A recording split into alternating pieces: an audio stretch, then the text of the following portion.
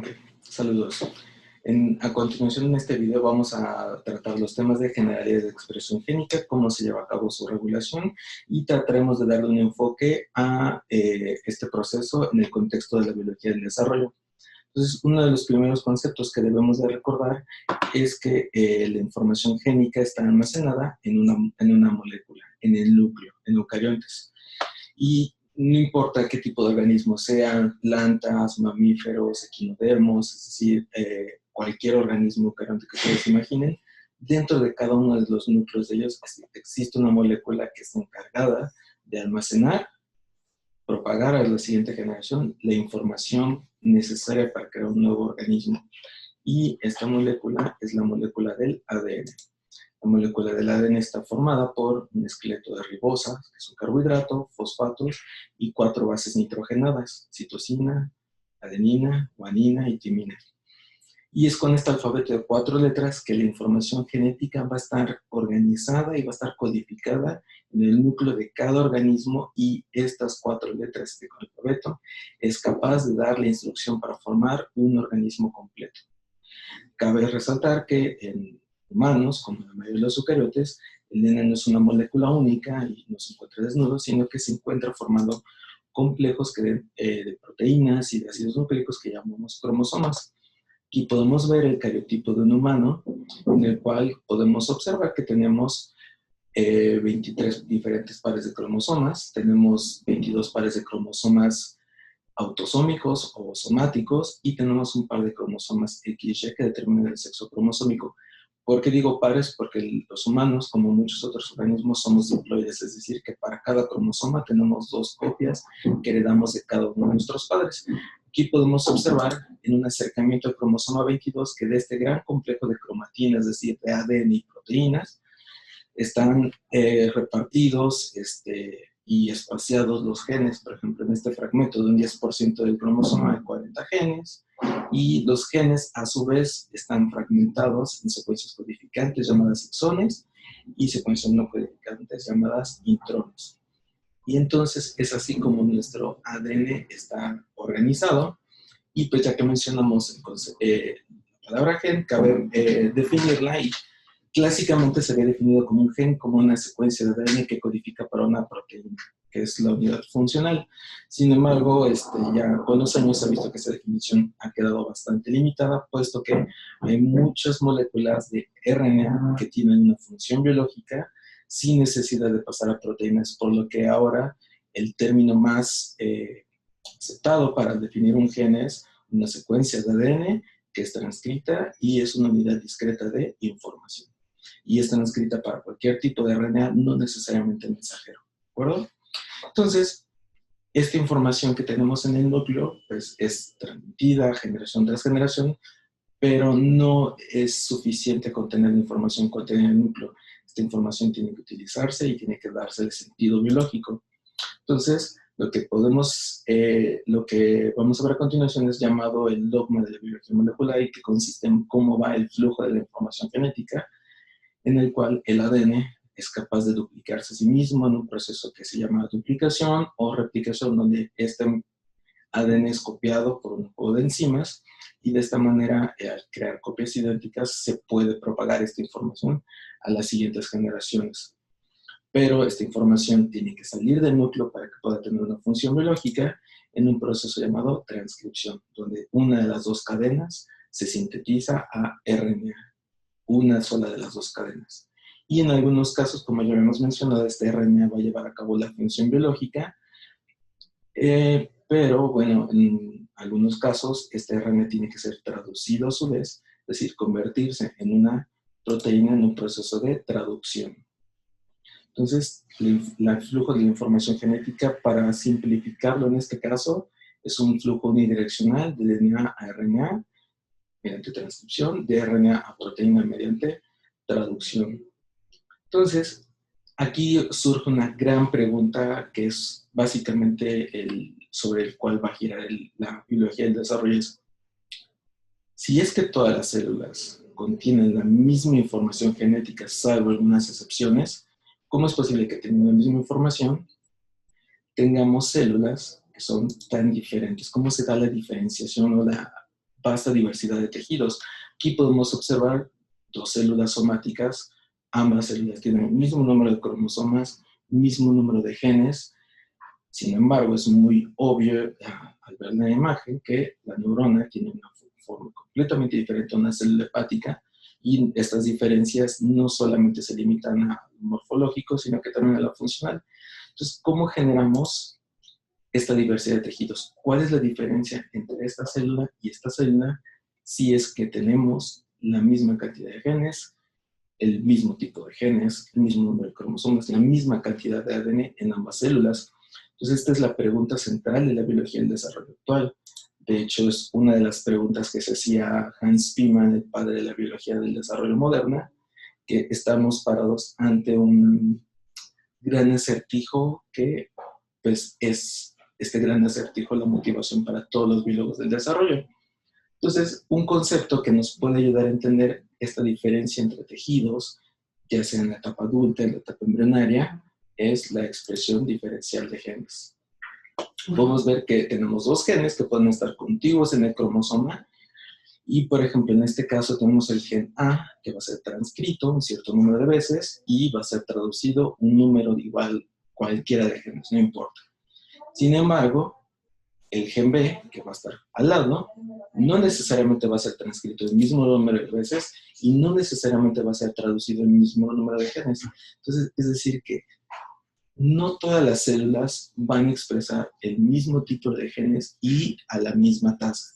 E incluso el mismo tejido en diferentes etapas de desarrollo va a expresar diferentes genes secuencialmente, y esta expresión diferencial de genes es lo que nos da diferentes tejidos y diferentes órganos. Dicho de otra manera, lo que identifica a una célula hepática de una neurona, que era nuestro ejemplo anterior, es que una expresa genes específicos de neurona y otra expresa genes específicos de células hepáticas. Entonces, ¿cómo se puede controlar esta expresión diferencial de genes? ¿Cómo se lleva a cabo el control de la expresión génica? Pues existen múltiples ejemplos que ya se han caracterizado mediante técnicas de bioquímica y biología molecular, que nos explican cómo con la misma información básica a nivel del ADN podemos tener diferentes formas y funciones y fenotipos. El primero y el más evidente es el control transcripcional, es decir, controlar la tasa, el número de veces y la velocidad con las cuales se va a pasar de RNA, de DNA a RNA, es decir, cuántas veces se hace la traducción por unidad de tiempo de un gen.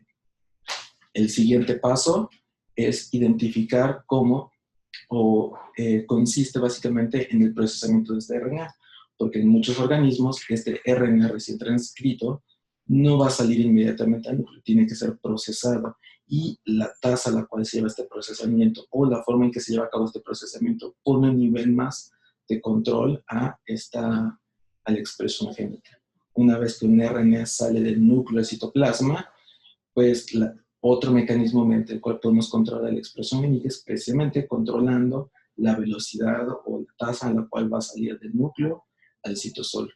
Una vez que este RNA ya se encuentra en el citoplasma, se va a controlar la tasa, el número de veces con las cuales se va a iniciar la traducción, y el número de veces que un RNA mensajero es traducido va a determinar cuántas copias de la proteína va a haber y por ende va a controlar la función biológica. Otra manera alterna de controlar la expresión génica es determinar la vida media del RNA mensajero, es decir, cuánto va a vivir en el citoplasma. Un RNA con una mayor vida media va a ser traducido mayor número de veces que un RNA con una menor vida media, directamente controlando la cantidad de proteínas y determinando la función biológica. Finalmente, una vez que las proteínas ya han sido traducidas, su actividad puede ser modificada por modificaciones covalentes, ya sea que reciban un corte proteolítico, es decir, que se fragmenten, o que se les agreguen grupos fosfatos, una estrategia muy usada a nivel de control de expresión de control de la actividad de proteínas. Entonces, como podemos ver, la expresión génica puede ser controlada a varios niveles, dándonos un control bastante fino de qué genes, cuántas veces se van a expresar y en qué momento. Esto, en el caso de biología del desarrollo, pues nos va a dar el mecanismo mediante el cual obtenemos la diferencia o la gran variedad de tejidos. Tenemos en una cadena de DNA diferentes genes a lo largo de un cromosoma. Cada gen, aquí ejemplificado en rojo, va a estar su expresión controlada mediante diferentes secuencias reguladoras que van a determinar que durante el tiempo de desarrollo una célula muscular produzca y transcriba genes y proteínas específicas de músculo, mientras que una célula de piel, mediante estos diferentes activadores de la transcripción, expresa únicamente genes específicos de células epiteliales, células de piel. ¿Qué son estos módulos regulatorios? Estos módulos regulatorios son secuencias en el ADN sobre los cuales van a regular la tasa de inicio de la transcripción. Tenemos dos componentes de este sistema elementales. Tenemos un promotor, que es la secuencia donde se va a pegar los factores básicos de transcripción y la RNA polimerasa, es decir, la enzima encargada de sintetizar el RNA. Y tenemos otras secuencias que se les llaman enhancer o potenciadores. Son secuencias en las cuales se unen proteínas que pueden ser activadores o silenciadores de la transcripción. Dicho de otra manera, el enhancer es una secuencia que regula la tasa o número de veces que se ha iniciado la transcripción, es decir, con qué afinidad y cuántas veces se va a pegar la RNA polimerasa al promotor y por lo tanto cuántas veces va a iniciarse la transcripción. Entonces, con la expresión de muchos factores de transcripción y sobre todo una expresión diferencial de factores de transcripción, logramos tener esta riqueza de tejidos. En este esquema estamos simplificando ese fenómeno. Tenemos que en una célula embrionaria, al dividirse una célula A no se lleva ningún factor de transcripción, la célula B expresa el factor de transcripción 1, y conforme se van dividiendo, cada una comienza a expresar diferentes juegos o combinaciones de factores de transcripción hasta que a partir de una célula única obtenemos diferentes células que se caracterizan por una expresión diferencial, es decir, que tienen diferentes factores de transcripción. Y esta expresión diferencial de factores de transcripción es lo que nos lleva a que una célula que tiene el potencial de convertirse en cualquier cosa, como son las células embrionarias, se pueden diferenciar en músculos, neuronas, células adiposas, etc. Uno de los casos más representativos de este fenómeno durante el desarrollo es el caso de los genes Hox. Estos genes Hox fueron descubiertos en la mosca de la fruta, Drosophila, y se encontró que esta secuencia de genes están ordenados de forma secuencial en el cromosoma, y no solo están ordenados de forma secuencial en el genoma, sino que su expresión está limitada a ciertas porciones del organismo. Es decir, que tenemos la porción, el primer gen se expresa en la porción más cefálica, luego le sigue una más caudal y así progresivamente. Y estos genes Hox actúan como factores de transcripción, es decir, que actúan uniendo esas secuencias, ya sean enhancers o secuencias promotoras, regulando el tipo de genes que van a ser expresados en diferentes momentos. Estos genes Hox reciben este nombre porque se unen a secuencias en el ADN que se les llama homeobox o cajas homeóticas.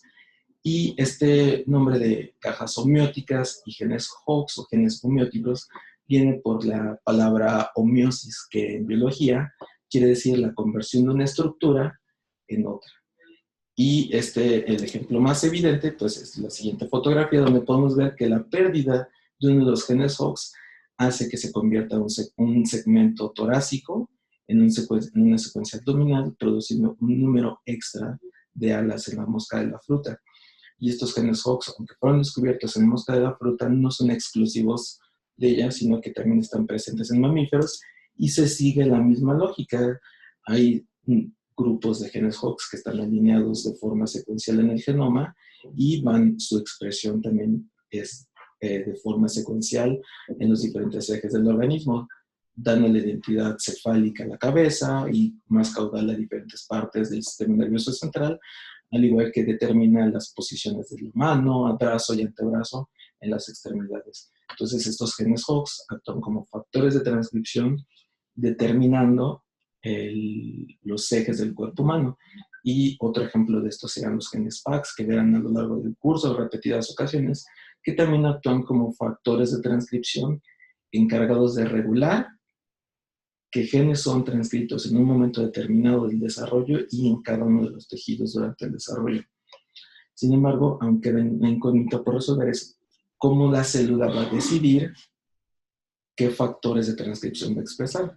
Como organismos multicelulares, pues nuestras células no pueden tomar la decisión de forma autónoma, sino que la formación de tejidos, es decir, la morfogénesis, se toma en forma de consenso. Las células toman decisiones consensuadas, donde las células tienen que comunicarse entre sí para ponerse de acuerdo, por así decirlo.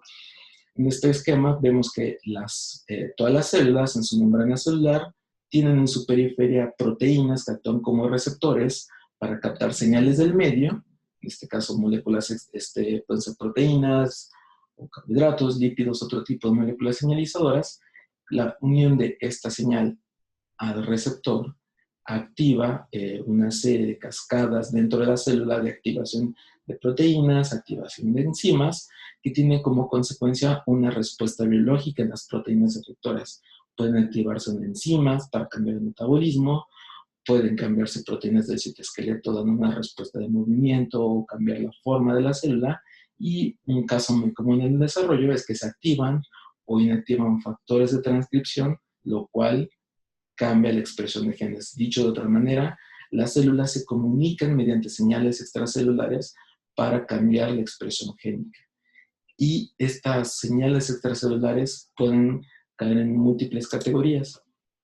Hay ocasiones donde la señal y el receptor, ambos son moléculas integrales de la membrana, es decir, que es una señal que depende del contacto muy íntimo entre las dos células. Este tipo de señalización dependiente del contacto le llamamos yuxtácrina.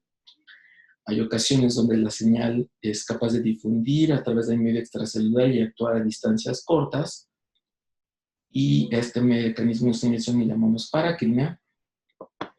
Y finalmente, en el caso de si esta señal no solo viaja al medio extracelular, sino que llega a tejidos muy, muy distantes mediante el torrente sanguíneo, le vamos a llamar señalización endocrina. Entonces, las células van a integrar múltiples señales, múltiples moléculas del medio extracelular para interpretar una señal y dar una respuesta biológica. Aquí podemos ver algunos ejemplos, como una célula con una combinación de señales toma la decisión de sobrevivir. Una combinación diferente de señales le dan una instrucción de no solo sobrevivir, sino crecer, dividirse y proliferar. Una combinación diferente de señales puede mandarla a que se convierta en un tipo celular diferente, que adquiera una morfología y una función diferente, o simplemente la ausencia de señales o la presencia de otras señales muy específicas le indican a una célula que se muera. Y es decir, que mediante esta integración de señales del medio, la célula es capaz de activar o reprimir la transcripción de genes específicos de cada tejido, dándonos la multitud de tejidos y de órganos que componen el cuerpo humano. A continuación vamos a ver algunos de los ejemplos más representativos que se encontraron durante sus clases de biología del desarrollo. Uno de estos casos es la familia del TGF-beta, o factor de crecimiento transformante beta en castellano. TGF-beta es una proteína que se une a receptores de la membrana, y la unión del TGF-beta a los receptores de la membrana activa el receptor, que tiene una actividad de sinasa, es decir, que adiciona o pega grupos fosfatos a sí mismo y a otras proteínas.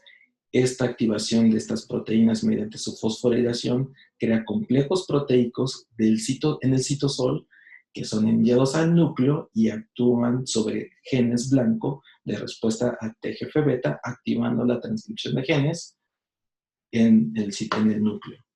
Otro ejemplo de estas moléculas señalizadoras son los receptores con actividad de sinasas de tirosinas, es decir, receptores que fosforilan tirosinas.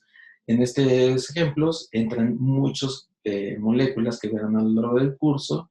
Tenemos el EGF o factor de crecimiento epitelial, tenemos el factor de crecimiento derivado de plaquetas o PDGF, factor de crecimiento fibroblástico FGF y el factor de crecimiento vasoendotelial VEGF. Y estos receptores actúan de manera similar al caso del TGF-beta. La proteína señalizadora, ya sea TGF-beta, ya sea FGF, PDGF, etc., se unen a sus receptores se activan, fosforilan a sí mismos y esta activación mediante fosforilación atrae proteínas efectoras que también son fosforiladas y desencadenan esta cascada de señalización que habíamos visto más atrás.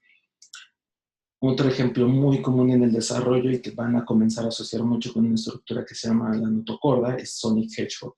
Sonic Hedgehog es una molécula igual soluble en cartón medio extracelular y normalmente en ausencia de Sonic Hedgehog hay dos receptores en la membrana, patch y smoothen.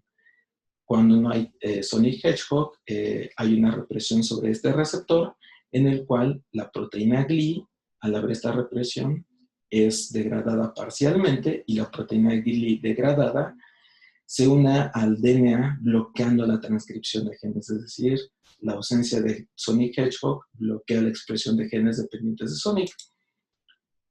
Ahora, en presencia de Sonic Hedgehog, smoothen se libera de la represión de patch, GLI ya no es degradado parcialmente, y esta nueva variante de GLI activo, o activador de GLI, se une a elementos en el ADN, estos promotores y enhancers, y aumenta la transcripción de genes dependientes de Sonic. Esta molécula tiene un nombre relativamente curioso, que todos podemos asociar con el personaje de videojuegos, y recibieron esta familia de proteínas este nombre, puesto que la mutación en algunos organismos de esta proteína Sonic Hedgehog le daba una forma similar a la de un erizo, es decir, encorvado y con muchas espinas en la espalda. Otro ejemplo de moléculas abundantes durante el desarrollo es Wnt. Wnt, en ausencia de la señal Wnt, ambos receptores están inactivos, lo cual ocasiona que la proteína beta-catenina en el citoplasma sea fosforilada y degradada, lo cual mantiene reprimidos a los genes dependientes de Wnt. En presencia de la señal, cambia la conformación de los receptores, la proteína disheveled bloquea la fosforilación de beta-catenina, impidiendo su degradación, y beta-catenina es enviada al núcleo, donde controla y permite la expresión de genes dependientes de Wnt. Entonces, la combinación de estas señales tiene como consecuencia la activación diferencial de factores de transcripción, y esta activación diferencial de factores de transcripción nos da las diferentes formas y tejidos humanos. Entonces, de esta manera, logramos generar toda la complejidad de tejidos que vemos, lo cual es algo bastante sorprendente si consideramos que todos los organismos provienen de una célula. El ovocito ya fecundado, una sola célula, es capaz de formar todos los tejidos. Y de esta sola célula, siguiendo estas estrategias que acabamos de ver, de expresión secuencial de genes, expresión diferencial de genes y de comunicación mediante señales extracelulares, pasamos de una sola célula a toda la gran complejidad de tejidos embrionarios que van a ir viendo a lo largo del curso. Espero que este tema haya sido de su agrado y el tema haya quedado relativamente claro.